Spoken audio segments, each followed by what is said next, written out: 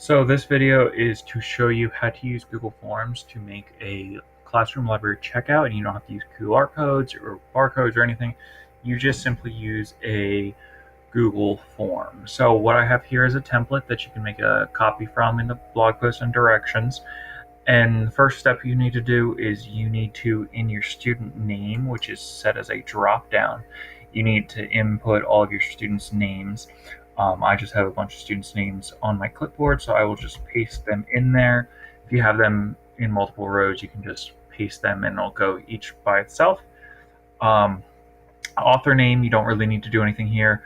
Genre, if you want to add any more genres or delete any of these, you're more than welcome to. And then what you need to do is you need to scroll up to the top and go to your add-ons menu. If you don't have the puzzle piece here, you may need to go to the three dots and then add-ons. My add-on is already enabled, so I will be using an add-on called CheckItOut.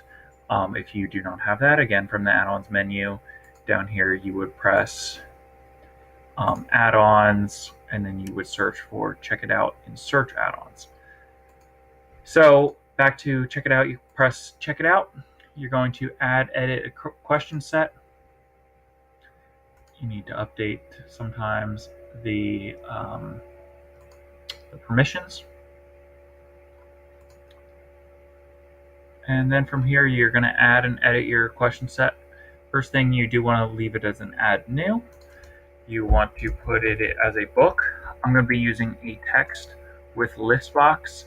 Leave these two things blank and press add. It's pretty straightforward. And what it's going to do, it's going to process for a little bit. Then it has added two questions to the bottom.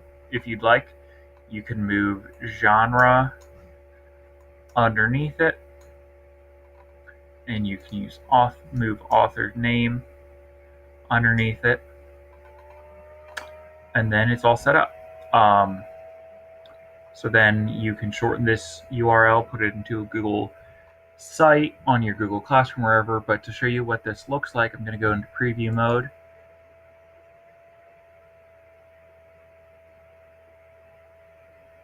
And I'm in preview mode now, so I will select a student name. I'll just take Bradley. He is checking out the book, let's say The Flash, Volume 2.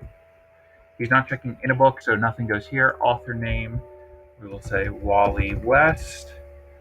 Genre, it is science fiction, and submit.